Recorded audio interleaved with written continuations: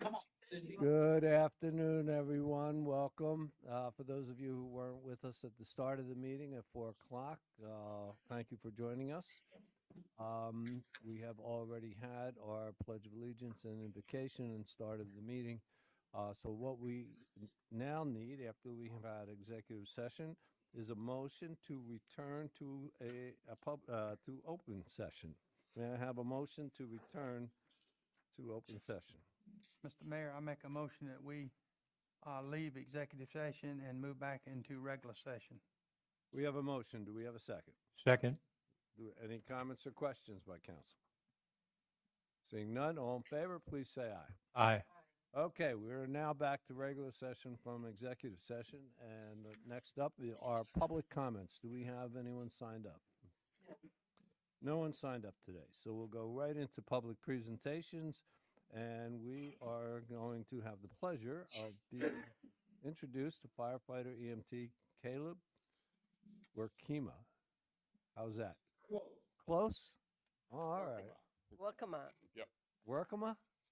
Good evening, Mayor and Council, and we're back again to introduce another fireman. This is not a new fireman; it's a returning fireman. A lot of that. Actually, Mayor, last time I think we introduced him, you called him Khalid. This is the one you called him. Yeah, that's all right. Did I mispronounce his last name then too? I don't think you tried his last name out. Oh, I'm looking at it with good reason. That's right. But Caleb, where you at? Don't be hiding back there now. Caleb did work with us. He was one that had some hard times when he first got here and worked for the public works for a little while, and then came over to the fire department, got his fire search. Then he decided to go do some manufacturing or some type of back home. He wanted to work with his family business for a little while, and then realized that that's not quite what it was cracked up to be. So he missed Hardeeville. He called us, and we gladly took him back. So he's here again. So Mr. Workman, go ahead. Welcome back. It's great to be back. Actually, the first time I was here, I hadn't properly introduced myself, but I am Caleb Workman, and it's good to officially introduce myself to all of you. It's great to be back. I really missed it a lot. This city of Hardeeville is a great place to work, and I actually personally lived in Hardeeville too, and I loved it. Great, every single minute of it. So, great. Thank you for welcoming me back. Well, welcome back. Oh, welcome Absolutely. Good luck. And Thank you, Steve, bringing him back. Absolutely. Well, We give everybody at least 1 second chance. yeah, that says a lot for you to leave and then come back. So that says a lot that, that you actually really enjoyed yourself, and it was the magnet that brought you back. Welcome home, yeah. Thank you, Right. Mayor and Council. Thank you. Next, we have consideration of the appointment of two applicants for the Board of Zoning Appeals, Mr. Edward Hartlett and Mr. Michael Humphrey.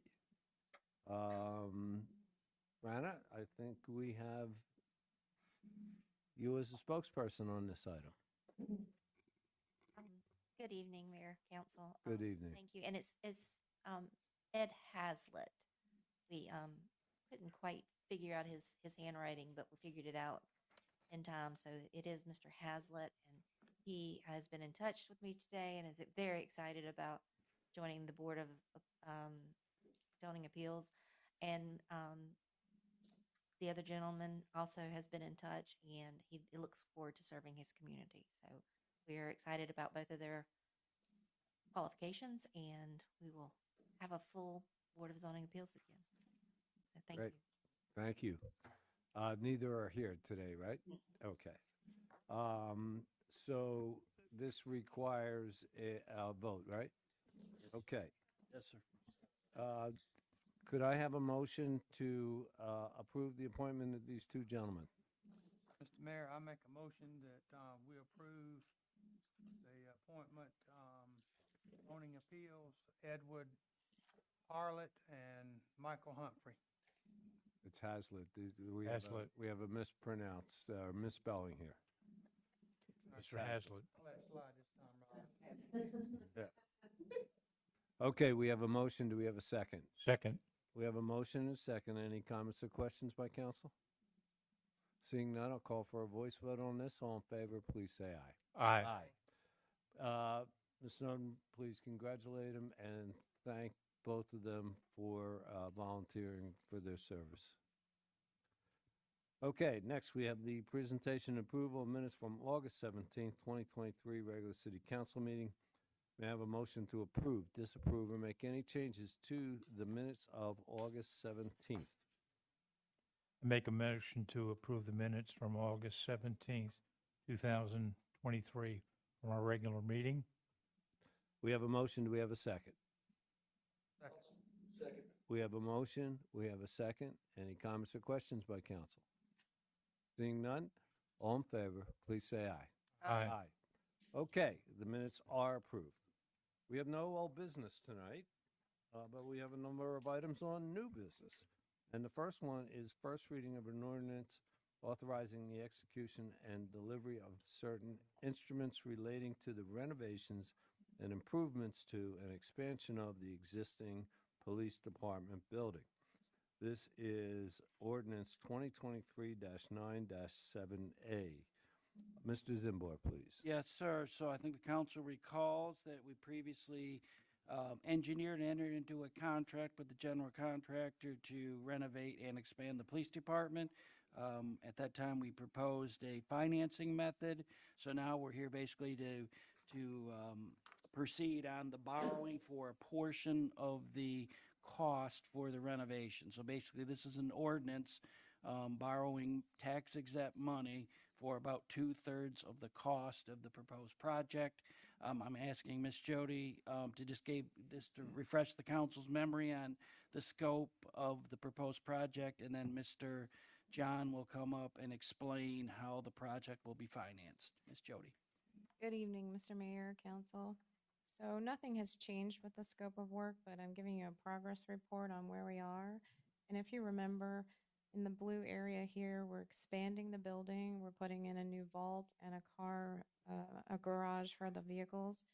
And then in the pink zone, all three pink zones, we're doing actual renovation for the detectives, the patrol area, the break room, and what will soon be the new deputy chief and captain's offices. And then the green zone is our new carport that's going in. So this summary just explains everything that I just talked about. But our existing picture here on the left is from the old PowerPoint. It shows all the concrete and where our new lighted carport's going to go. And the progress photos show that we've ripped out all that concrete. We had some drainage and stormwater piping that was removed, and they're getting compaction. Next is our foundation, and then, of course, footings for the carport. And then inside our bay, if you see to the left, this picture was what we started with, and we've removed this wall to start some of the installation for the columns of our pre-engineered building, the metal building that's going to go in and create that second story for us. And then our break room is under construction. So yes, the station is a mess. And we found that we had some load-bearing walls that unfortunately required some oversized footings. And there's a big hole here. You can see it's a 3x3. So we had to break out a lot of the floor, put in some laminated beams across the top to reinforce the second story above. And that is all I have on the progress photos. I'm going to ask Mr. Boyle if he'd like to take over on the funding. Good afternoon, Mayor and Council.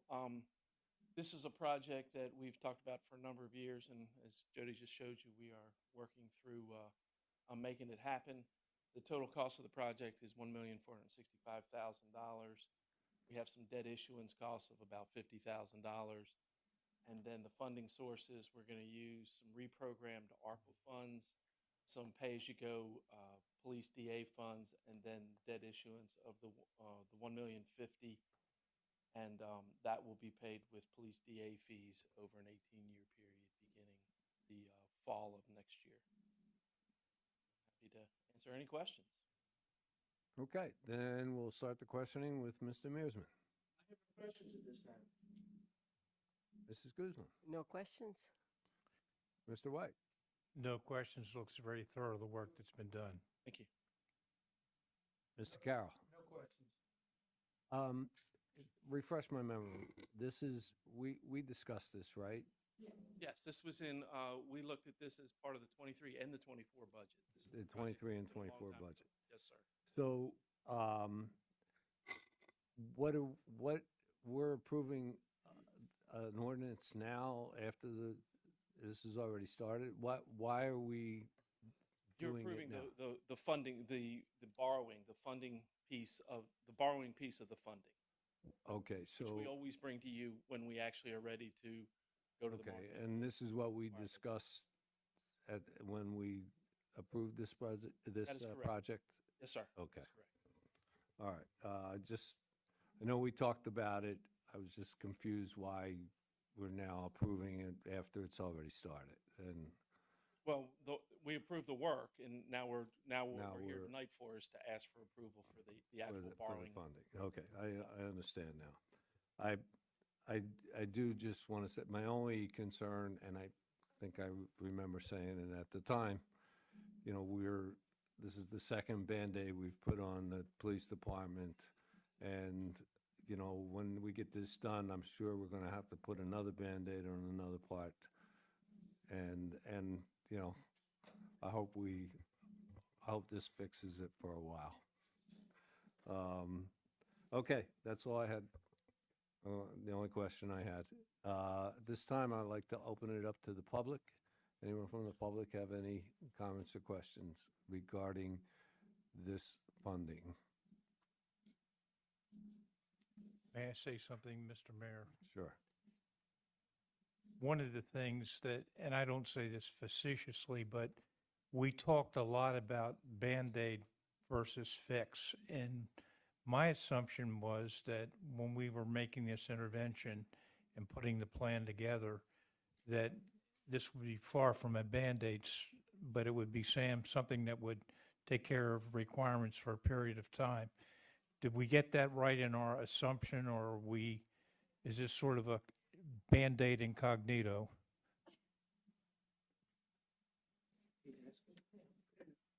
Joe, to you too. I didn't mean that, just Sam.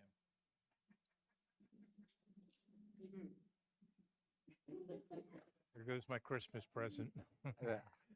The chief really took a long time to come up to the microphone. Did you notice that?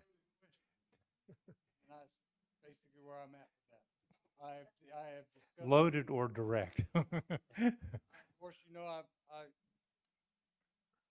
asked for a new police station. I think the city needs a new police station.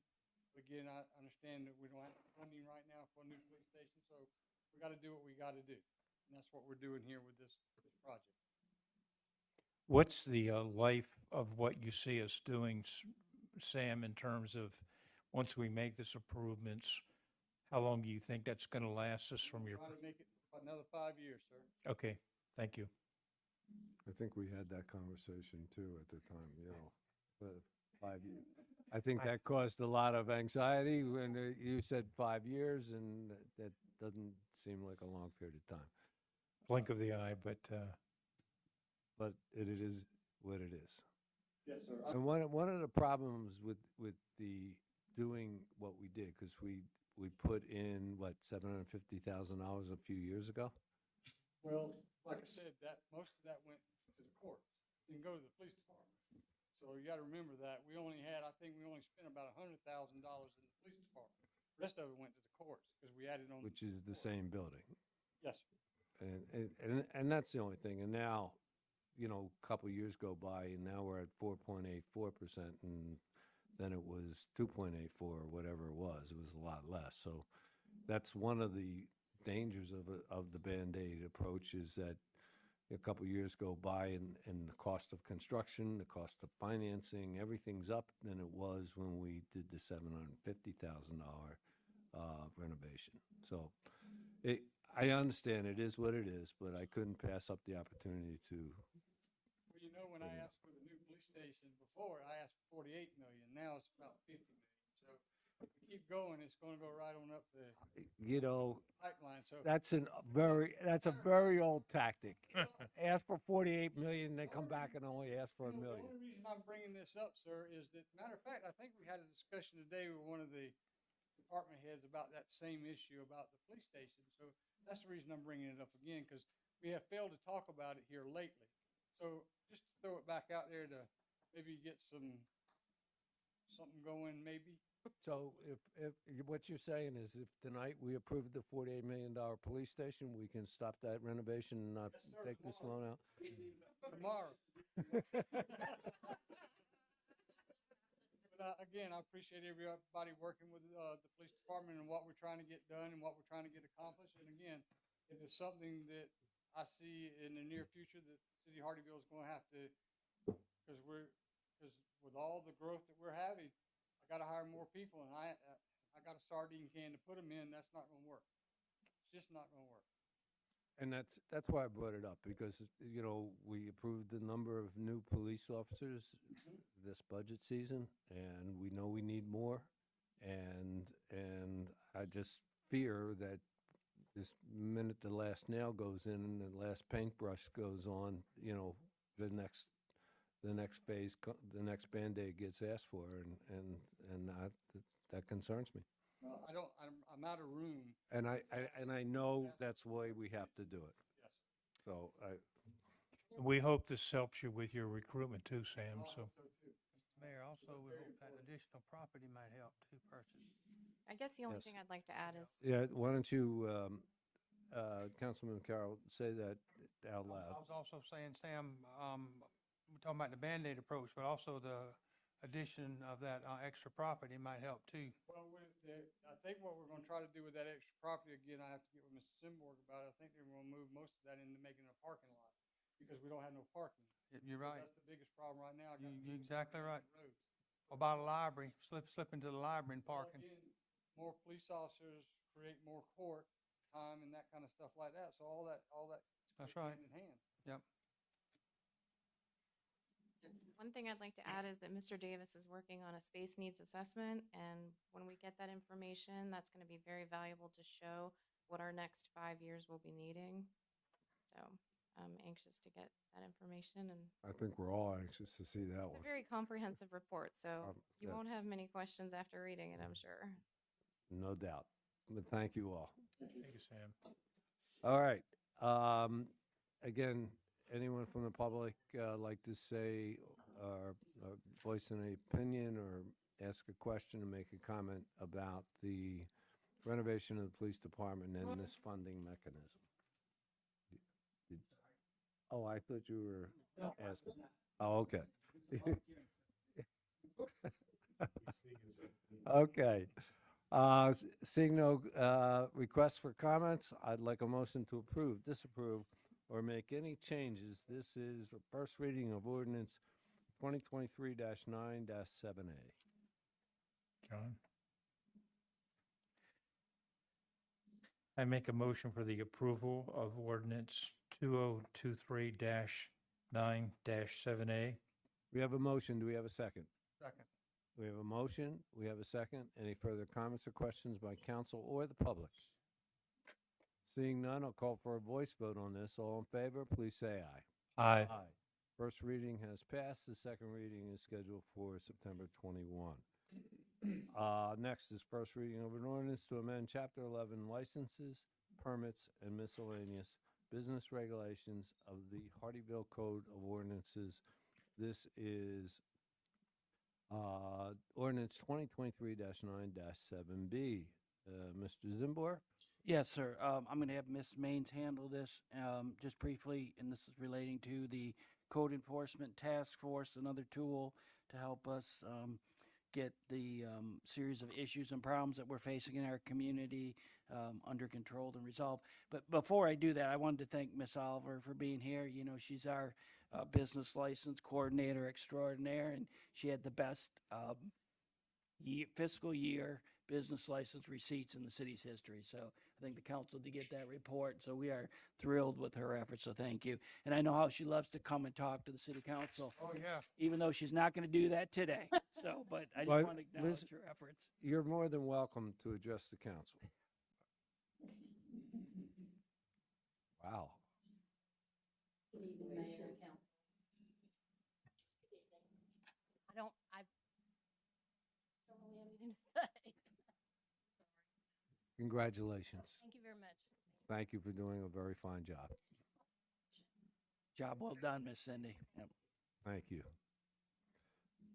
So, Mr. Mayor, the city attorney is just going to briefly review the proposed amendment to the business license ordinance, which would allow another tool to get businesses into compliance that have a history of either blight, code enforcement violations, life safety violations, or building code violations as they relate to their business license. Ms. Maines. That's correct. Thank you, Mr. Simbor. Hello, Mayor and Council and members of the community. So the change to our business license ordinance proposed before you today adds another provision to reasons for which the license official can suspend or revoke a business license within the city. And I know the city is very interested in making sure that all of our businesses are safe and healthy and productive for the city of Hardeeville. And what this does is if a business is constituted as a public nuisance and there are a couple of different provisions that are standards that are listed here, then the license official can deem that business a public nuisance, starting the license revocation procedure, and then that business can no longer get a business license or can be issued another business license, is not eligible to do business within the city unless they take those corrective measures. Thank you. Okay, let's start the questioning with Mr. Carroll. I don't have any questions, Mr. Mayor, because I think we discussed that. So part of the reasons we discussed this earlier in executive session, so I don't have any other questions. I asked my question basically then. Thank you. Mr. White. I think it's important to update all of the ordinances and things we have to fit with the environment we're in, those kinds of things, and be updating it. And so thank you for your work on this, and I'm sure they'll help with the growth of our city and the kinds of issues that we face, and appreciate it. Mrs. Guzman. I have just one question, and the question I have was, when this is eventually passed, it will be effective immediately, or? Yes, ma'am. Ordinances become effective upon final second reading. Okay, all right. Thank you. That's all I needed to know. Mr. Mearsman. Just like to thank everybody involved because I believe this will improve the quality of life of all in Hardeeville. Absolutely. I have just one question that I should have asked earlier, but I just want to make sure. In reading the ordinance, it says, it mentions public nuisance. Is poor maintenance of property considered public nuisance? That is one of the provisions we have here. If you look at GC, there's ongoing significant deposits of litter, debris, or in the immediate vicinity of that property. Okay, thank you. And the only other comments I have is that I thought this was an excellent tool for us to make sure that compliance is adhered to as written by code. So thank you for doing this. This is excellent. At this time, I'd like to open it up to the public. Would anyone from the public like to make a comment, ask a question? Seeing none, I'd like to have a motion to approve, disapprove, or make any changes. This is first reading of ordinance 2023-9-7B. Mr. Mayor, I make a motion that we approve on first reading ordinance number 2023-9-7B. We have a motion. Do we have a second? We have a motion. We have a second. Any further comments or questions by council or the public? Seeing none, I'll call for a voice vote on this. All in favor, please say aye. Aye. Okay, that second reading will also be September 21st. Next is a resolution of the City of Hardeeville, South Carolina City Council to enter into an intergovernmental agreement with Jasper County regarding a workforce development training program and authorizing the city manager to execute the intergovernmental agreement on behalf of the city. This is Resolution 2023-9-7C. And again, as a resolution, there will only be one vote, and that is this evening. Mr. Zimbor, please. Yes, sir. I think the council knows that we run a very effective workforce training program for our residents, both located in Jasper and Beaufort County. I think you recall Mr. Parsons and I met with the Beaufort County administrator several months ago. Council did approve an intergovernmental agreement with Beaufort County to help partner and support our program. This is the agreement with Jasper County in which they agreed to a 3-year commitment, approximately $59,000 a year to put 10 Jasper County residents through our workforce training program. So we're recommending adoption. We do appreciate both counties' participation and partnership with our workforce training efforts. Thank you. Let's start the questioning with Mr. Mearsman. Mrs. Guzman. Mr. White. Mike, could you just refresh my memory? When they go through the training, what kinds of jobs would they be doing? I was thinking this is welding and those kinds of things. Yes, sir. So welding, forklift, OSHA training, it could be CDL training, and then our company that we work with can do 70 or 80 different types of certification based on the needs of employers and or applicants. And they will be certified at the end of this? Yes, sir. Good, thank you. Mr. Carroll. No questions, except Mike didn't, I thought I heard at the COG last week that there was some available, some extra funds. Is that right? That we So, weren't expecting? right, so Mr. Parsons is working with the Southern Carolina Alliance, the COG, and other organizations to do a EDA grant for, was it $8 million to do a significant improvement in funding for our workforce training program. No other questions, Mayor. I just knew that had come up last week at the COG. Okay. Extra funds had come up. That's great. I wasn't aware of that. Thanks for bringing that up. First of all, I'd just like to thank Jasper County now and previously Beaufort County for recognizing the importance of this program and joining us in the effort to train our workforce and our residents. Just one question. The money, which is $59,000 a year that Jasper County is given, are there specifications? Is it just Jasper County? Is it Jasper County / Hardeeville? Or is it any resident that these specific funds can be utilized? Or is it both? Any resident in Jasper County. Any resident in Jasper County, including the city of Hardeeville? Yes, sir. Okay, great. And I wanted to bring that up because, we should, I want the word out publicly that, we are accepting applications from Jasper County. Okay. At this time, I'd like to open it up to the public. Would anyone from the public like to ask a question, make a comment regarding this intergovernmental agreement with Jasper County? Seeing none, I'd like a motion to approve, disapprove, or make any changes to Resolution 2023-9-7C. Mr. Mayor, I'll make a motion that we approve Resolution 2023-9-7C. We have a motion. Do we have a second? Second. We have a motion. We have a second. Any further comments by council or the public? Seeing none, I'll call for a voice vote on this. All in favor, please say aye. Aye. Okay, that has passed.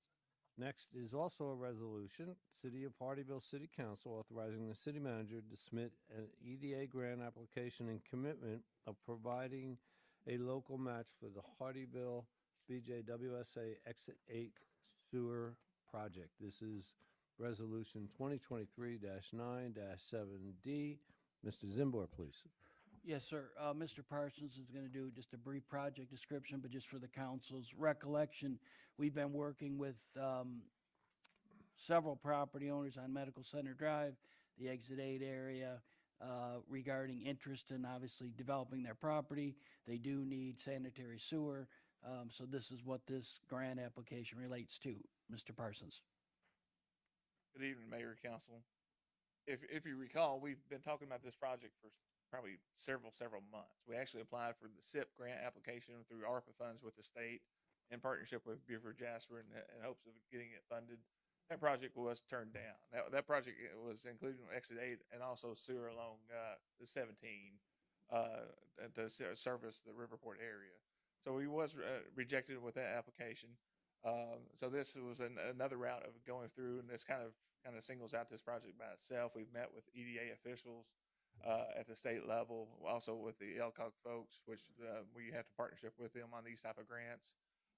They see that they seem to think it's a good project. We've been successful with getting EDA projects and stuff funded before, one being the Commerce Park being one of the highest ones that we've ever received here for the city. So we're hoping to be able to submit and have the same type of success this time. If you can imagine, this is 95 here, 278 here. So the area that we're basically improving everything east of 95 along 278 to the existing. The hospital and stuff has sewer and stuff here. The problem is that the capacity and stuff is not there. So if you expand the services and stuff and expand facilities, even including the hospital, they have to expand the system itself.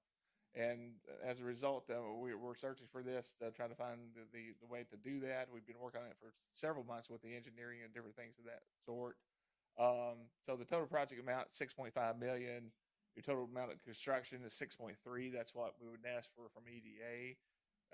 The total amount of match is divided by the property owners itself. So it's about a 20% match of the construction dollars. And this would be a $1.2 million divide between the property owners. So as far as the match, the city would not have any match going into this grant itself. So the money would be reimbursed to the city from the property owner. So, and if you can see here, basically the properties and stuff we're talking about. I mean, South Point, of course, is one of the major development areas. This the hospital here is what excites EDA because they know they're proven already. They know they're bringing forth if they do any type of size increases, medical jobs, paying X amount of dollars, whatever that sort. And I've got that listed here as far as the future expansion medical center. So they're looking at between $12 million to $32 million private investment of expanding the hospital services. And they've indicated to us about 8 new jobs. That could be more. That's not counting construction dollars or anything of that sort. That's just hiring new staff inside the hospital. I think it costs, every time they add on a room in a hospital, it's about $1 million. So that whether or not it's part of the hospital or outside of the hospital, so you can think about the cost of stuff that they have to invest as far as expansion. So we talk about the South Point area here. They're estimating about approximately 540 jobs, about $300 million private investment growing in that area, with most of it in commercial type of space. So it's something that the city and stuff is needing and look for quite a while. You got a residential community here that's looking at the Farino community. 200 new single-family units with about a $60 million private investment. Then you also got some lots of stuff in this area here that's looking at different types of commercial type activity and stuff as well. Healthcare offices, pharmacies, kind of what offsets the needs and stuff of the hospital. So with that being said, I'm happy to answer any questions, whatever that sort. But we are working with LCOG on this, and there's time frame and stuff that we're hoping that we would have this submitted within probably next 3 weeks if it gets approved. So. Thank you, Neil. Let's start with Mr. Carroll, I think. No question, and Mr. Mayor, I'd already talked to you about some. Sure. I was going to say, I'll kind of dovetail on this in comments. Okay. Mr. White? On the optimism scale of 1 to 10, how do you rate this? You know, I don't write a grant and not optimistic about it. I mean, I've been, so every time I write one, I'm thinking I'm going to get it. I mean, So you're always kind of disappoints optimistic. us when we don't get it. I know that for all of us, but no, every time we go in together, we put through a good effort and stuff that says, hey, this is competitive. And we just don't submit anything. We make sure that we vet on all sides of this before we submit anything into any of these federal state agencies. Be a little more selective, so we're not. We always are selective. I mean, I've been doing this long enough to know that kind of go after certain ones and certain ones you don't kind of spend your time on. So that's what we do. So we go after those certain ones. Thank you. Mrs. Guzman. No questions, sir. Mr. Mearsman. I applaud staff for being proactive. Our community is growing. This project will assist in that growth. Thank you. My concern and always is the money that the grant doesn't cover. And I think you answered the question in your presentation. They will be, the current landowners will be assessed their appropriate amounts to cover this $1.3 million. Is that That correct? is correct. Based on the base of the services amount that will be servicing each one of them. So. Okay, and there are landowners, responsible landowners in each one of the sections that we're going to be assessing. That is correct. And we assess this through how? This is not a mid. We have No, a place to. at this point, I mean, basically, what we're assessing is that there's an amount of service that is responsible for each one of these people coming onto this system. It's basically, I mean, based on linear square footage or amount of use or whatever for the lift station. That percent is being divided back out between those landowners based on the amount of service. We base that on the engineering calculations. We got X amount percent that each one of those can be applied to. So, what I guess what I'm getting at, let's say we get the grant, and you like Ted Williams, you have a good batting average. Again, I'm showing my age. Sorry. That's without steroids. So. Are we confident, or is there some apparatus that they sign an agreement? We would be working on a legal agreement with each of those parties. That is at that time when we get the grant. That Is that Mr. Mayor, we're going to be immediately proposing a binding agreement between the city and those property owners stating what their fair share would be of the 1.3 million. okay? So, and just for the council's recollection, our match is the council recall, as part of the ARPA money, we agreed to do the engineering and the project management for this project. So that's our hard cost. So we paid the $250,000 for the engineering for this project. Okay, so as long as we have an ironclad, I don't want to be stuck with the $1.3 million. We will. Obviously. Okay, thank you. At this time, I'd like to open it up to the public. Does anyone from the public have any comments or questions? Seeing none, I would ask for a motion to approve, disapprove, or make any changes. This is Resolution 2023-9-7D. Mr. Mayor, I make a motion that we approve Resolution 2023-9-7D. We have a motion. Do we have a second? Second. We have a motion. We have a second. Any further comments or questions by council or the public? Seeing none, I will take a voice vote. All in favor, please say aye. Aye. Aye. Okay. Next is a resolution of the city of Hardeeville, South Carolina, authorizing the city manager to submit federal lands access program grant to partner with U.S. Fish and Wildlife Services to construct a trail system. This is resolution 2023-9-7E. Ms. Combs. Good evening, Mayor and Council. We have a brief slideshow for you. I believe all of you all have gotten the memorandum already in your packets that gives a little bit of history about what this grant is for. This is a win-win for the city. Basically, there is no funds that the city is going to have to expend, no hard costs up front. It's all federal money. to be able to build it, and the master plan development, as far as the design, the engineering, all of that stuff is included inside of that grant. So again, it's zero cost to the city.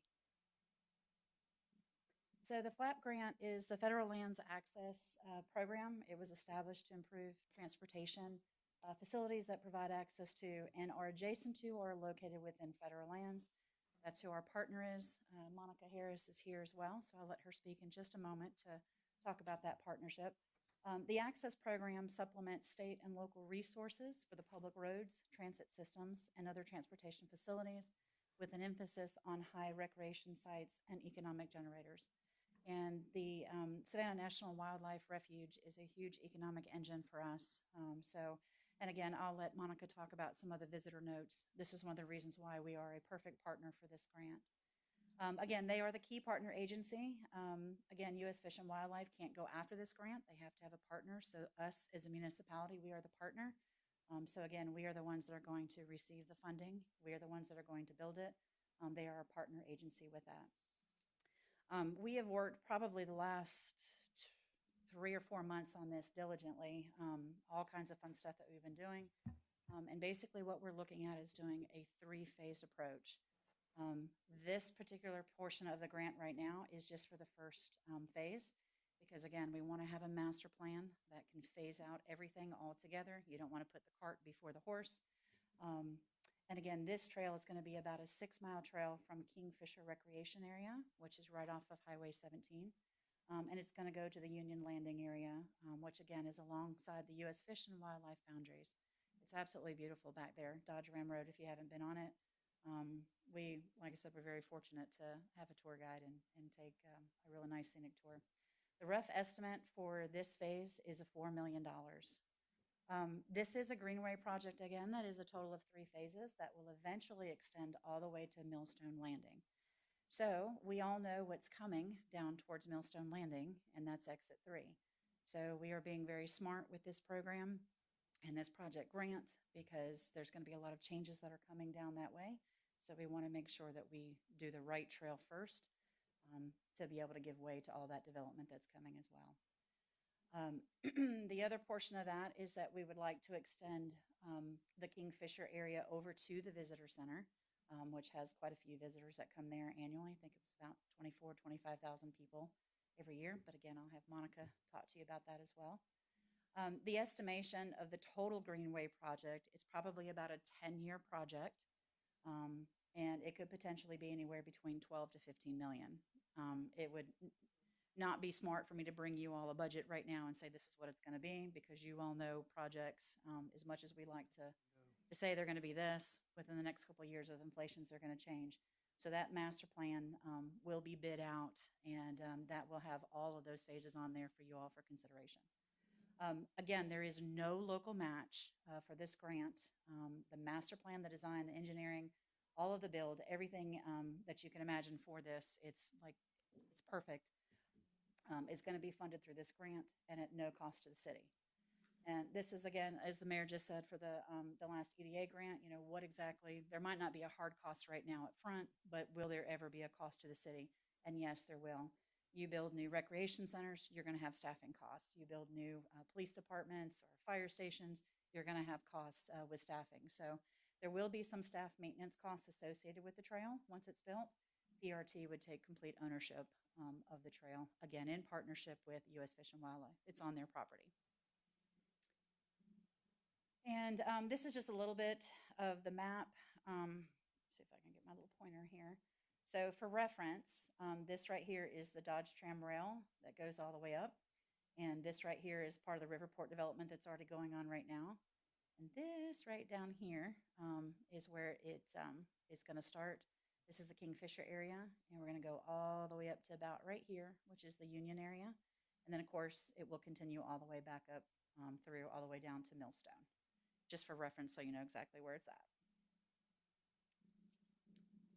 And then these are just some beautiful pictures to show. This is a resource that we have. So we are adding to this recreational resource. U.S. Fish and Wildlife does a wonderful job. Like I said, everyone knows the Savannah National Wildlife area. It's one of our favorites. This is currently right here.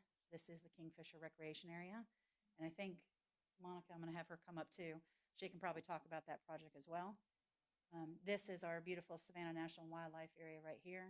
So we are looking at some trails that might look like that, and boardwalks, signage, all these kind of things that might be able to come. So before I close out, I do want to turn it over to Monica.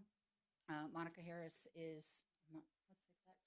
Visitor Services Manager. There you go. Okay. And she's all over the place, Pinckney, you name it. She's a super busy lady. And we've worked with Monica, or at least I've personally worked with her for the last couple of years. But I'm going to turn it over to her so she can tell you why the partnership is so important and why we are really good key partners as well. So, Monica. Welcome, Ms. Harris. Would you please state your name and your position for the public record? Well, I'm Monica Harris. I'm And the Visitor Services Manager. This you need. Oh. All right. I'm Monica Harris, and I'm the Visitor Services Manager for the U.S. Fish and Wildlife Service, Savannah National Wildlife Refuge, or we're really part of a complex, but we're currently talking about the Savannah National Wildlife Refuge. We're actually, the actual title is the Savannah Coastal Wildlife Refuge Complex, which we actually have 7 refuges within that complex. Savannah National Wildlife Refuge is the one where our headquarters office is at. So we actually get about 250,000 visitors to our Savannah National Wildlife Refuge a year. And like she said, about 25,000 actually come to our visitor center right off of 17. And this, like she said, is the Kingfisher site. And we've put some in the, I don't know, maybe about 10 years ago, we put some walking trails around there. But this Dodge Ram Road, if you don't know, it's been there for a very long time, and it's runs our boundary adjacent to the Riverport property. There you go. So yeah, so we actually our transportation regional office transportation employee made me aware of this grant opportunity, and so I talked to Jennifer about the opportunity because, as we all know, things are growing and developing fast around here, and it's very important to keep, greenway spaces for us to enjoy. So we're totally willing, and I think we think it's a great project to work together on. Thank you for taking the time to come and explain that to us. All right. That's pretty much it for the presentation. Are there any specific questions that you might have that we can answer to put your minds at ease? Okay. So we'll start with Mr. Mearson. I think it's a great idea. Mrs. Guzman? Is it going to cost us any more money? So this, yes and no. To apply for the grant, it's going to cost nothing. If we are to receive the grant, which, as Neil said, we hope that we're going to get it. You never know. There's no guarantee. There is absolutely no cost to the city up front to be able to build it. Once it's turned over, it is a 2-year cycle. So once it's turned over, we will have the maintenance cost of that. So we will have to hire additional staff to be able to help maintain it. Thank you. Mr. White? I think the trade-off of what we're getting versus eventual maintenance is a wise trade-off and a very cost-effective trade-off. So I think that that's a good partnership, and what we're going to get will be certainly worth our investment in maintenance. So I think it's outstanding plan. Thank you for being a partner with us. Mr. Carroll? I think it's good, thinking outside the box, go with U.S. Fish and Wildlife and, try to get something together. And like I said, we go from step A, getting it first, and then we'll worry about step B. So I don't have any problem supporting it at all. Just to clarify, this first section is, won't get near exit 3. It's still below that. Yes, sir. At some point, we get to the next phase. Does exit 3 have to be finished before we can go all the way up to Millstone? So, sort of.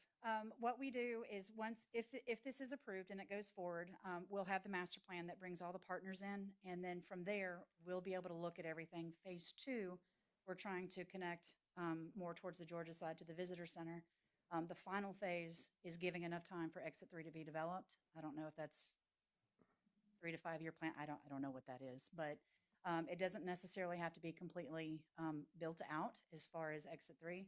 One of the things that might help us is we can actually help with developers to be able to come on board and actually help with this grant process as well. So The long only story reason short I is asked the yes but question no. is sometimes these grants have, and we haven't applied for that phase yet, but they have a time limit to it. Yes. And if it's tied into the completion of exit 3, well, time schedules Yes. are always flexible. I'd hate to lose the money, Yes. but I guess I'm putting the cart well before the horse. Yes, So we would not apply for that portion until it was more or less built out, which again, could be 10 years, could be 15, as far as this trail project goes. And like I said, all of the grants are at a 2-year cycle. And then again, if you're ready to hit the ground running, we can apply for the second one. And if we get it, then we move forward, but you never know. But this one is pretty much a guarantee, as far as boots on the ground, ready to go, if we are given the funding through the grant. great. I think it's terrific. I think going back to when our previous council approved the East Coast Greenway, the city has been committed to improving its trail system, and I think that's a wonderful objective to have. So I'm very much in favor, and thank you for bringing this to us.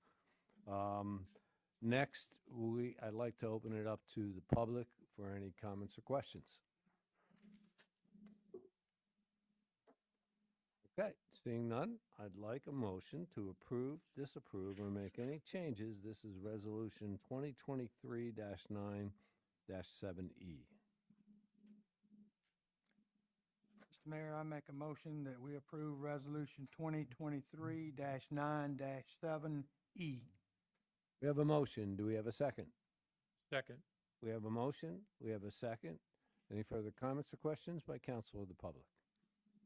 Seeing none, all in favor, please say aye. Aye. Good luck. Thank you. Appreciate it. Okay, next is a resolution of the City of Hardeeville, South Carolina, authorizing a public hearing for Exit 3 redevelopment project there. This is Resolution 2023-9-7F. Mr. Zimbor, please. Yes, sir.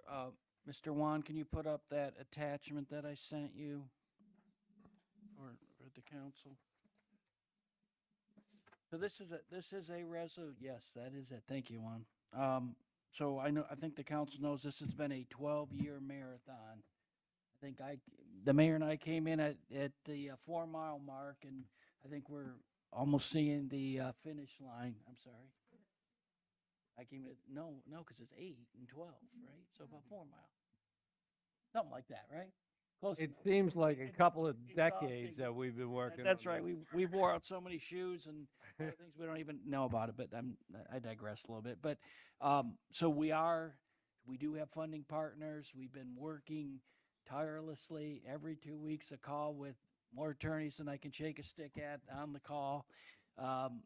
We do have funding partners, as the council recalls. We have the city, Jasper County, the owner team, which is SLF, as well as the State Infrastructure Bank Board and the State Department of Transportation. So we are all working. This is kind of, the documents are all getting finalized. You can see on the screen, and I did send it to the council for the next 4 months. The council is going to be very busy because there's going to be a lot of procedures and intergovernmental agreements and documents and loans and all kinds of fun stuff that we'll be presenting, which is the MID, the TIF, all that stuff to be able to pay back the loan for funding Exit 3 and Riverport Parkway North. So Ms. Prina's going to go through basically what this action does, and obviously we will keep the council very informed over what we're going to be doing over the next 4 months. All right, good evening again, Mayor, Council, and members of the public. What this resolution does is it authorizes for a public hearing for your redevelopment plan for the TIF district. So that the TIF is one of the ways you're going to be funding the building of that Exit 3 area. And what this does is kind of kicks off the process. You will be sending notice to the taxing districts this week. This authorizes for that to be done. and starts that there's a 45-day period for comments and objections. So if you have any questions, let me know. Yeah, we'll change that because they didn't know we changed it. Okay, let's start with Mr. Carroll.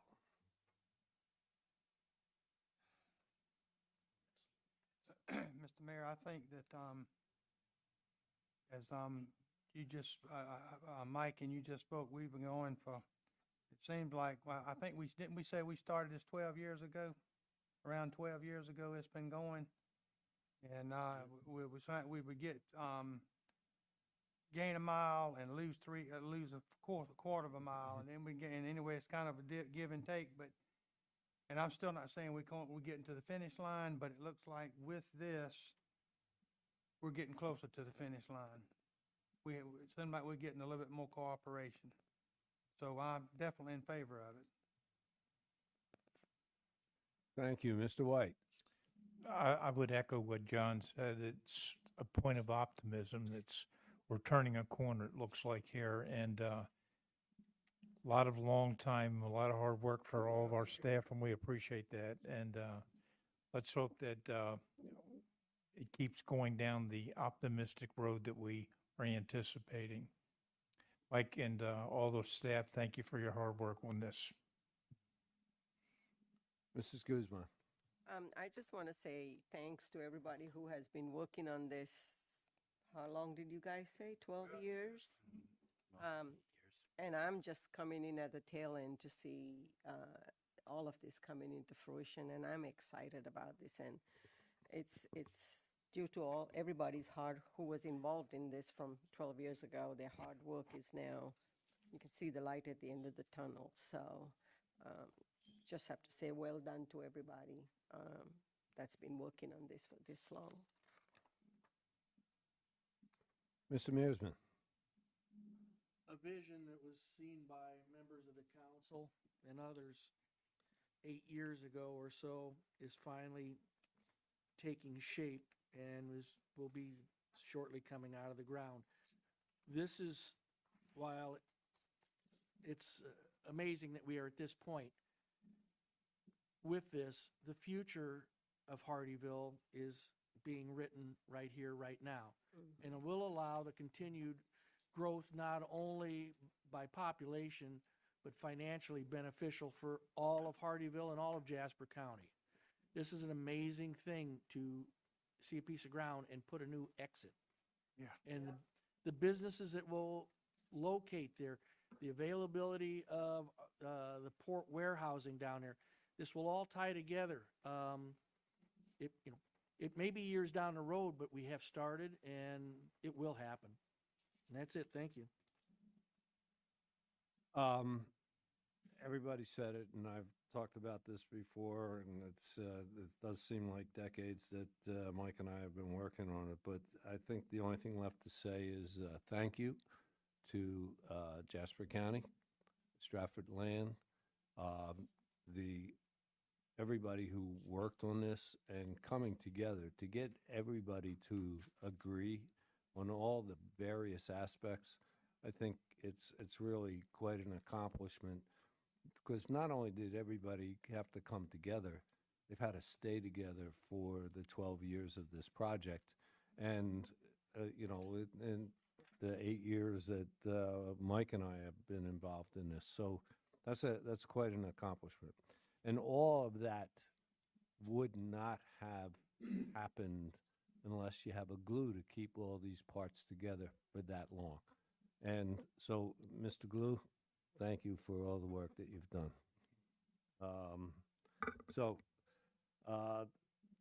I would, at this point now, like to open it up to the public. Would anyone from the public like to make any comments or ask any questions regarding Exit 3?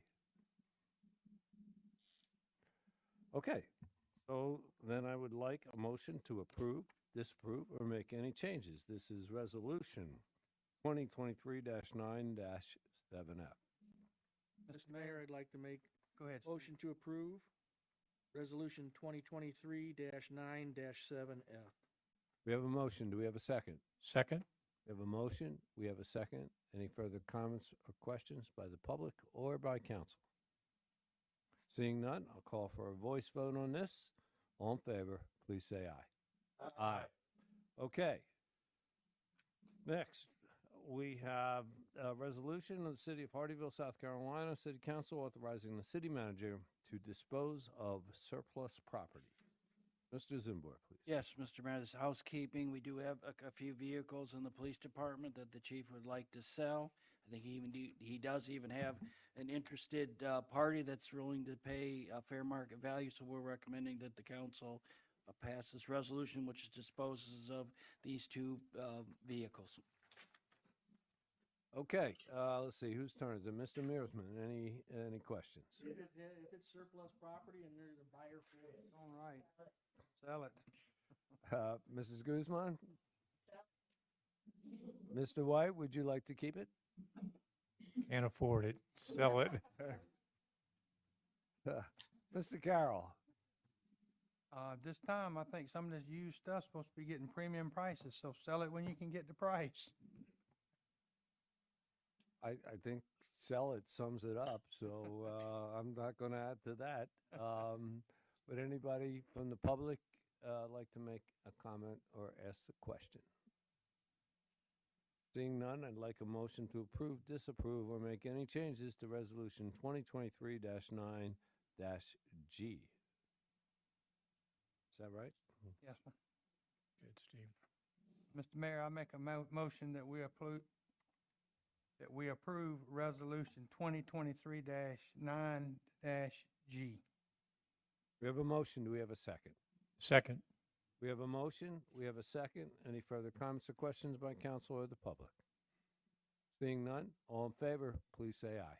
Aye. Okay. That resolution's done. Next, we have consideration of a request by Councilman Mearsman to change the date of the October 5th, 2023 City Council meeting to October 12th. Mr. Zimbor, would you like to take up that, or Mr. Mearsman? Oh, Mr. Mearsman. I'm sorry, this is a personal request for time my wife and I have had planned. But as I'm looking at this now, and I'm looking at the procedural schedule for the TIP district, I would hate to move the meeting and delay any of this on there. So I'm going to defer to. Yeah, I was going to bring that up, Mr. Mayor.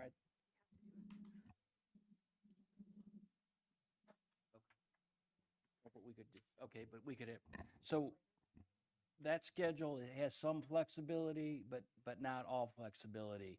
So whether we keep the meeting date on the 5th, or just have a special meeting just to do this one action, that's up to the council. If you want to do that, we could change the meeting time if you wanted to do it earlier, if we just had that one item, and then so we'd have 3 meetings. I guess my point would be have 3 meetings in October to account for Mr. Mearsman's vacation. To clarify this, at this time, I withdraw my request for doing this because I don't think this is very important that we keep a separate time schedule for this. So my question, in light of Mr. Mearsman's generous offer, Mike, can we, and we all understand that there are certain items that we want all 5 of us here. Right. So if we kept the October 5th meeting to this mid-resolution and any other light lifting, if, for lack of a better term, and anything that requires serious consideration by all 5 of us, we delay that to the 19th. Yes, sir. Can we do that? Absolutely. We can do that for sure. And that way, you know, there won't be a lot for Mr. Mearsman to catch up on when he returns from a vacation. Does that make sense? Mr. Mearsman, would that? I'm fine with that. I just did not want to delay this. This is too important to have any delay to. So I'm fine with that, sir. Thank you for understanding that and recognize, because I didn't pick up on that, and thank you for doing that. We're going to withdraw this request.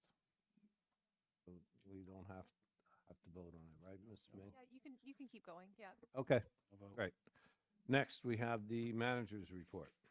Yes, sir, thank you. Three quick things, and then I'm going to ask Chief Beckmeyer to come up here and give the council a quick report on our advanced life support that we're going to be implementing in the fire department. So first things, next week, most of the week, we will be installing new AV and software in the council chambers. So the planning commission meeting will be at the municipal court building, which has about the same capacity. So finally, I think the council recalled, they authorized the improvements to this room as well as the software for the meeting agendas and all that stuff. So that'll be happening next week. Next Tuesday, we will be meeting with it's regularly a quarterly meeting with DOT, and we're going to talk about the status of I-95 widening as well as our Exit 3 project. And then I did notice that, I'm sorry, that's that. So then in early to mid-October, we will be asking the council to have a joint workshop with the planning commission to present the proposed MZDO. So we have some dates, we'll get back with you on dates that mutually agreeable with the planning commission and the council. And then finally, Chief Beckmeyer come up and he can talk about the status of our implementation of our advanced life support and transporting. Mr. Mayor, City Council, City Administration, thank you for this opportunity.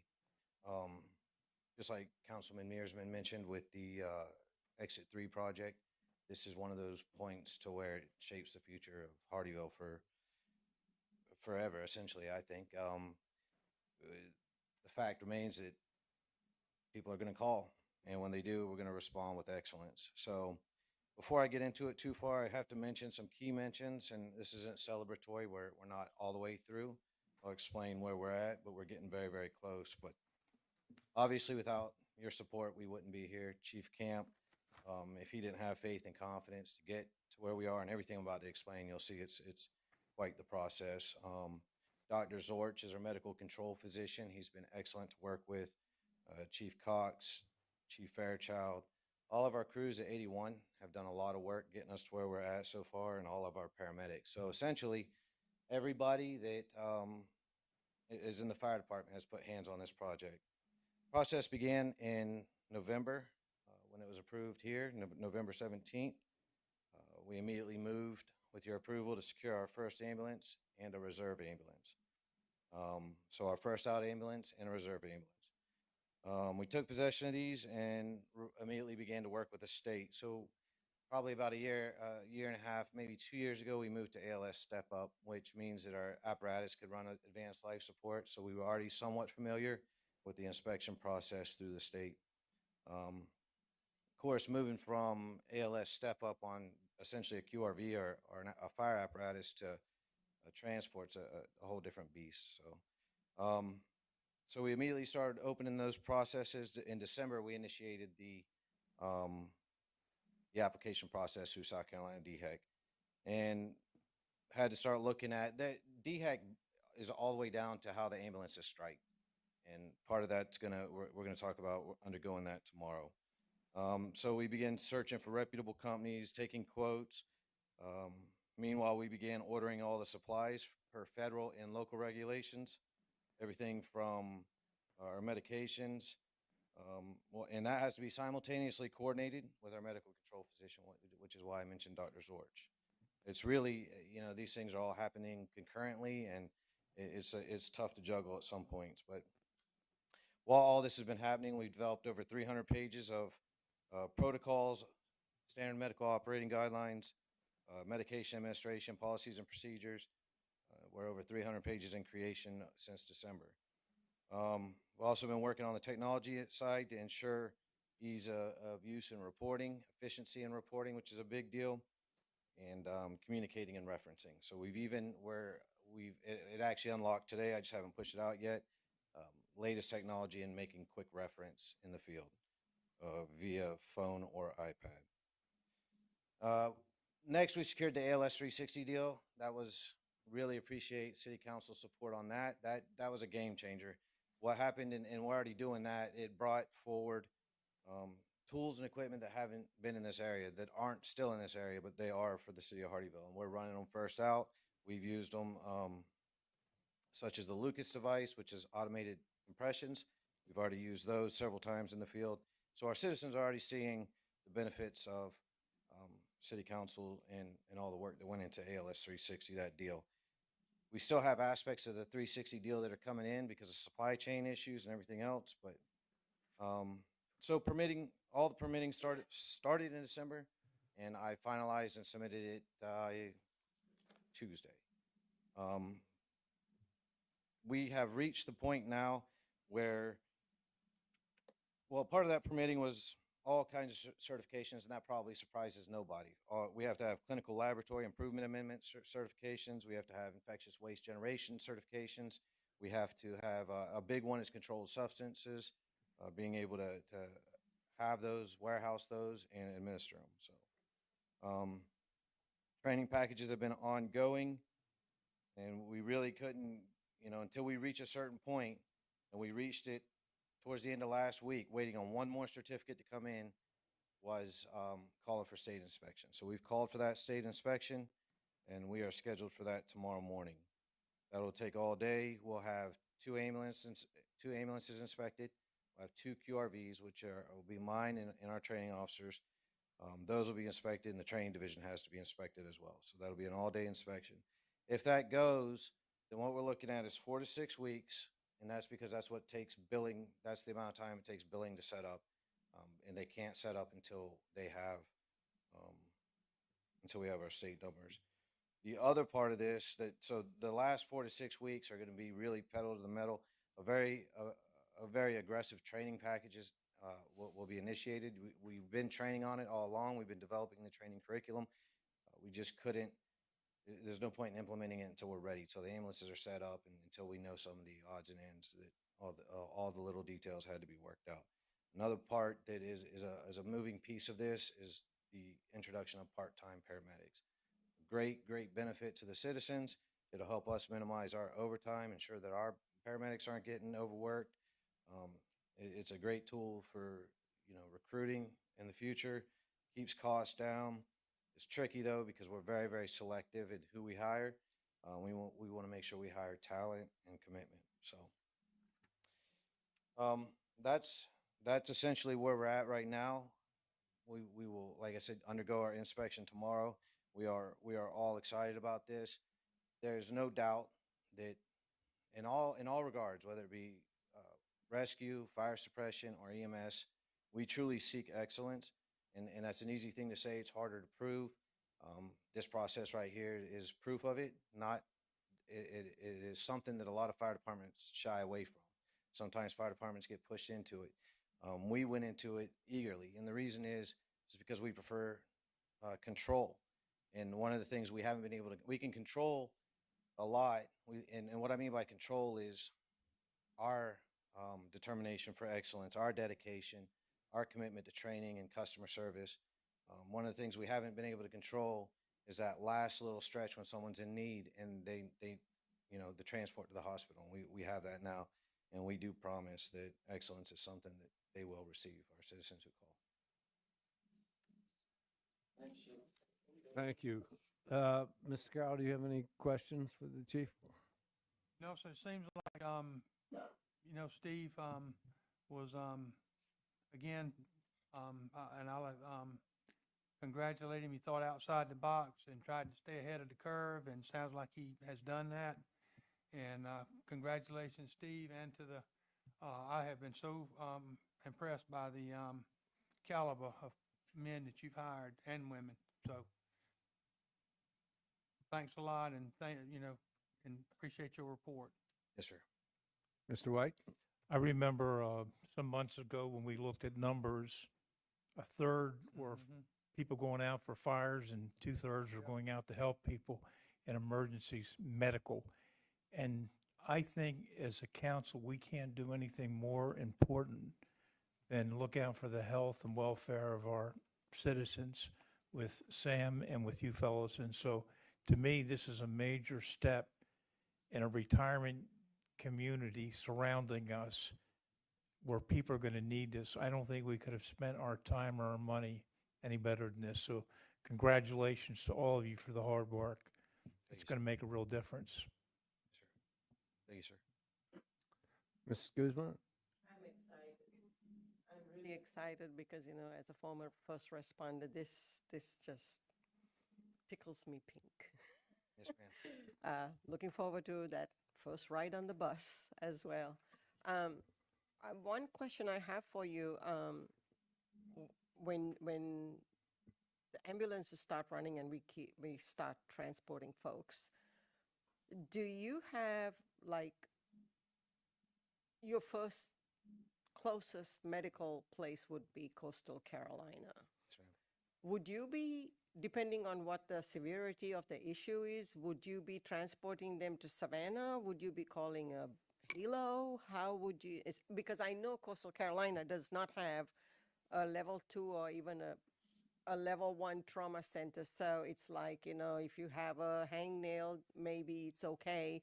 But if you have someone that falls off a roof or you know, prolonged extrication and you know, and it's a major trauma and Coastal can't handle it, then what's your plan? Yes, ma'am. So this final 4 to 6 week stretch, as I mentioned, is a big one. One of those is ER liaison. We're meeting with every ER director from Beaufort to Savannah to include Savannah Memorial. Our optimal place to transport would be to Coastal, just for the sake of getting the city's ambulance back in service to the Right. city. But you're absolutely right. Yes, ma'am. There are times we'll have to take them to a trauma center, to take them to Memorial, and we are making liaison with each of those ER directors. We started that process months ago and pumped the brakes on a little bit because if we would have liaisoned with them 3 months ago, they'd already forgotten about us. Right, right. So if you're taking, because I watch the news and I see that there are delays when ambulances go to some of the hospitals in Savannah because their ERs are so backed up that it's several hours before you can turn over a patient. How is that going to impact us over here? So that's another great question. Yes, ma'am. So as that's part of a duty of the EMS director and possibly even the medical control physician, and it comes down to having a good relationship with these ERs and them understanding that initially we're one ambulance, whereas Chatham is 30 or 40 ambulances. Right. So they have to take that in consideration because at the end of the day, we're all trying to accomplish the same mission, which is service. And what you're referencing is what's called wall time, and they'll Yep. sometimes put people on wall time, which keeps that ambulance out of service for potentially an hour or 2 hours. But that's a good, Correct. that's where sort of the administration has to get involved and have a good relationship with these hospitals and try to limit that as much as possible. Get you guys turned around Yes, ma'am. and back in the city in service. Yes, ma'am. All right. Thank you. Yes, ma'am. Mr. Mearsman? This does not complete public service for the community. It's part of the puzzle, just like Park and Recs, the expansion of the police station. And it's great though, because this is a puzzle that will never be completed. As long as we can continue to keep growing, we're going to keep adding pieces to this puzzle. And it just keeps getting better and better and better. When I ran for office, this was one of the things I really wanted to see happen. My wife has benefited from an ambulance service a few times, and it'll be nice. No, it won't be nice. It'll be great to know that we can provide that service to our citizens.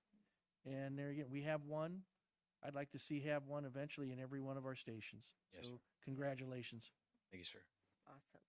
Good job. The packet we just got, I think last meeting, it said the average age of Hardeeville is 59.7. We need good ambulance service. I just have one quick question because I got an email from someone this afternoon. Do you know what the file of life is? Yes, sir. I'm familiar with the file of life. So someone from the public was asking about that? There was an incident, and I don't want to go into Yes, it, sir. but I will forward the email. I just want to make sure that we know what it is and how to deal with it when we go into a home. Absolutely. Probably in the early 2010s-ish, we actually were giving those out. We still have some of those left over, and they're a magnet. They go on your ice box or wherever you want to put it. But we do have another option that we rolled out a couple years ago, which is called Community Connect. Right. And that's on the computer so that it automatically shows up on our screens when we respond. When we get dispatcher address, we have that information right there on the iPad on the way to the call. So that is actually a little bit better of a way for us to get that information, but we'll do either one. We are familiar with File of Life, so we do check refrigerators, and also they have one. Some people up north remember the Vial of Life, and it used to be a little medicine bottle that you would put in your refrigerator and do the same thing. It just had a piece of paper with all that information. So we are familiar, and we do check those on a regular basis to see if the refrigerator has that. And really, it's only do that if we go into a house where there's nobody that can talk to us. So then that's when we start being the Right, so when somebody's not Correct. conscious because, Yep. Yes, sir. okay. Absolutely. I just want to make sure we're aware of it, and perhaps once we're up and running, a further public awareness campaign could be beneficial. And we do have some plans. I've spoke with Chief Rowell, our PIO, and he wanted to get some like postcards that have a scan thing. So you literally scan it. It takes you right to the Communicate website. You log in, you create your account. It's a free account, doesn't cost anything. So it's very easy for us to get that information when we need it.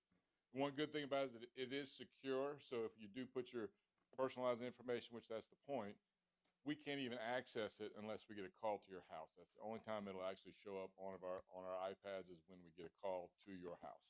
But Okay. otherwise, it is secure. We can't just randomly go looking at your personal information. So Excellent, excellent, thank you. Yes, sir. Okay. real quick, I would like to mention that hopefully in the very near future, Chief Wells and I have been working. We're trying to get the mutual aid automatic aid agreement amended. Right now, he's got it at his attorney, and when he gets it done, we'll get it down here and we'll get it over to our attorney. So hopefully we'll bring that to you soon, along with the billing stuff. Great, All right, thank you. thank you. Chief Camp, before you leave, sir, when Mr. Mayor brought up the issue, the File of Life thing, I went on Community Connect and put all my information in there because I just wanted to see how the system worked. Right. There is nothing in there that lets you put your medications. Are you sure? Yes, sir. Okay, I will definitely look at it then. Yeah. I logged in. I've but never it was probably seen 2 it. years ago Yeah, when I I mean- logged in, but I thought it was in there. But if not, we'll get that fixed. Okay. That company actually works very well with us. They also do all of our reporting stuff. So Perfect. Okay. we'll thank definitely you. get that looked at. Awesome. Thanks. Thank you. Steve, thanks for the work with Chief Wells. That's important, and I'm happy to see that going on. Absolutely. Great, thank you. Okay, we're going to go reverse alphabetical order and start with Mr. White tonight. Or what we've been doing the last couple of weeks. I checked. I always check the minutes to make sure I switch it back and forth. Good, good. Well, some good things going on. I just want to comment, and I'm really pleased with a lot of these things are going to make a real difference in the lives of our folks that live here. So that's really important. I want to comment on workforce development, and I want to do a personal note, which I usually don't do. But 65 years ago, my father was a welder at Bethlehem Steel, and he got chosen to be a heliarc welder, which was sort of their version of being a workforce development. And what a difference that made 65 years ago to our family, and probably is one of the reasons I'm sitting here. So, Mike, what you're doing with that workforce development has rippling effect that is just so important and makes such a difference. You know, I know my family appreciated that. They didn't call it that back then, but that's what it was. And very important we do a good job in this area. That's all I have. Mr. Mearsman. I just want to reiterate that the progress and what we've seen here tonight is just part of our future. With the staff that we have, our future's unlimited right now, folks. So just keep doing what you're doing. You're doing a fantastic job. Thank you. Mrs. Guzman. I want to commend Mr. John Brown's Public Works Department for the awesome job they've been doing up and down, mowing the grass. I have told all my neighbors, if they see the Hardeeville truck out there and they see the guys mowing the grass to honk their horns. So if the guys come back and say, people are honking their horns as they pass by, it is a thank you for doing something that you guys don't really have to do. That's SCDOT's responsibility, but for keeping our city clean. So, thank you. Mr. Carroll. Yes, sir. Just a few things, and I spoke to the mayor just before the meeting today, and I just want to take 5 minutes to mention a few things that LCOG does. I do that periodically to know that how beneficial LCOG is for citizens of Jasper County and Hardeeville. And I'll give you just a few examples. Right now, there is a current CDBG grant for Jasper County. They have 3 current projects that they're working on, and it totals $2,022,000. And anything in Jasper County benefits the citizens of Hardeeville too. That's one example. The city of Hardeeville has requested an application for the Exit 8 improvements, and the application is being prepared as of our last meeting last week for $8 million. That's why I had earlier, when the mayor had called on me, I told him I would defer to mention this at the end of the council comments. That's for CDBG. We have EDA grant, the City of Hardeeville Commerce Park right now was awarded $1,860,000. An amount drawn from that amount so far has been $938,179.74. So we still have about 922 left. So that EDA was actually awarded. I guess the main reason I did this to let you know that the COG in this 4-county area is working hard, and they benefit the citizens of Jasper County and Hardeeville, because any of this stuff that I read off or any future things saves the taxpayers. That's not taxpayer money. And last of all, Mr. Mayor, I've been asked, I was one of 3 representatives, have been asked to represent our COG at the state in November. So I'll be going with the executive director and to represent our COG. I can't think of a better representative. Thank you for doing that. Yes, sir. Anything else, Mr. Carroll? No, sir. All right, just a few quick items, and first of all, I want to thank all our first responders and everyone who prepared for the storm that thankfully wasn't. But it's a good dry run for everybody to get ready. So for the various chiefs and their staffs, Public Works, everybody who got ready for the storm, Mr. Zimbor and his staff, thank you very much for your efforts during Idalia. I probably said that right. Yes, okay. Just a quick summary of some things that I've been doing. On the 21st, I spoke to the Savannah Rotary, which is my first speaking engagement in Georgia, so that was kind of interesting.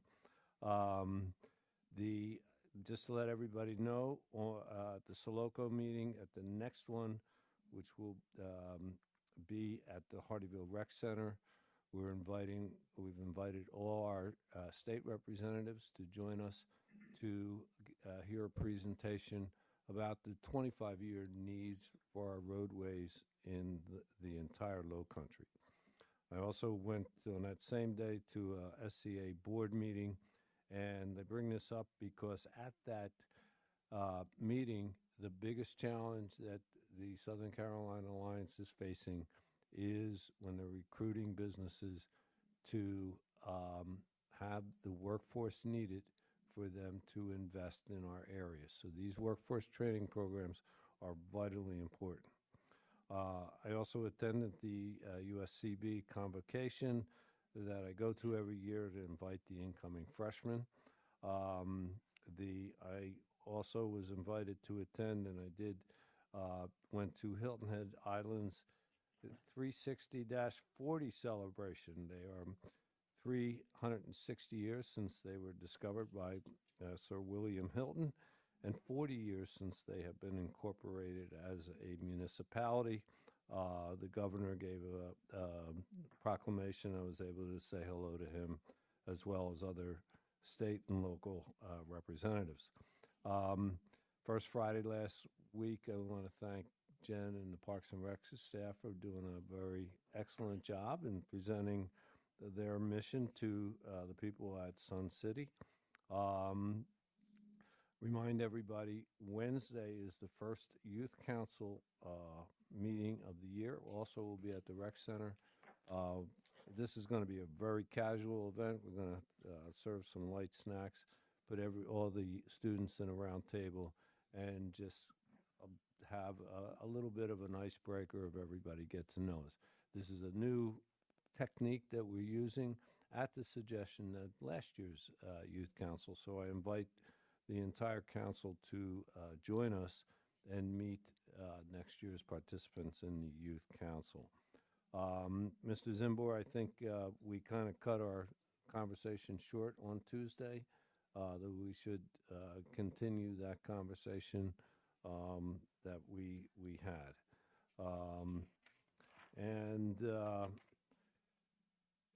Just real quick, I just want to, a lot of things go around. Last night, I'm with this group of guys that we meet every month, and guy said to me, with all sincerity, you said something about the bridge at Sun City. I looked at him and said, I never said that. And the other guy said, he never said that. But this is a guy who is quoting something that I said that I didn't say. And there was another recent thing. I've been accused of, dictating what the streetscapes look like. We all are faced, every one of us are up here faced with perceptions of the public and rumors that come out of nowhere. I just want to remind everybody that as a rule, I believe about 50% of the rumors are false, and the other 50% are at least half wrong. So, let's, everybody, don't listen to rumors. They get everything mixed up. Contact us. You have 8 years of statements by me and on record, and our public information is available.